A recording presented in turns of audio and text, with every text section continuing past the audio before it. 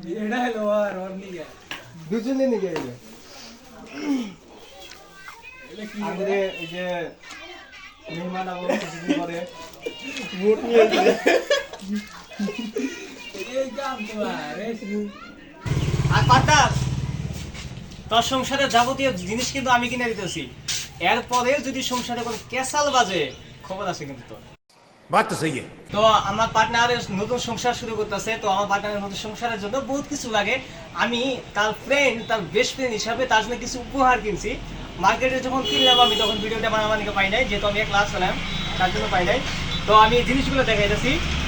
তো প্রথমে এই হলো একটা বোর্ড, মানে যে প্লান হওয়ার পরে, বাচ্চা হওয়ার পরে যে বোর্ড খিলায় বা দুধ খিলায়, তো সেটা হলো এই একটা। তো এটা আমি সাইডে রাখি,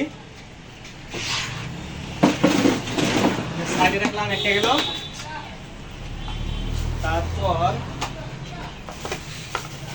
তারপর সংসারের মধ্যে যেহেতু বহুত কিছু ঘরেতে থাকবো, সাপ টাপ করবানি গায়ে যে একটা সামনার একটা গেল।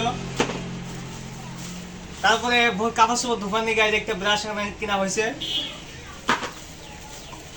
তারপরে যেটা হলো আসল জিনিস, এটাতে দুইটা কাম হবো। একটা তো আমার ভাবি এইভাবে রুটি বানাবো, আরেকটা যদি আমার পার্টনার কোনো বদমাশি করে বা কোনো কিছু নাড়াই করে, তো আমার পার্টনারটা সিধা করার জন্য এটা ভাবিকে দেওয়া হবে স্পেশালি।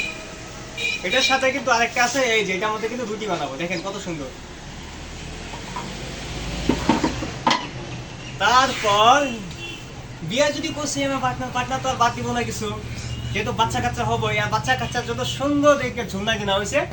এটা মানে আমার পার্টনারের বাচ্চা শোয়াই রাখবো। মেলা দিন পর্যন্ত করতাম হ্যাঁ ফ্যামিলি ম্যান চিন্তা করা লাগবে, বাকি ফ্যামিলি জিনিস আমারই তো দিলাম এই যে একটা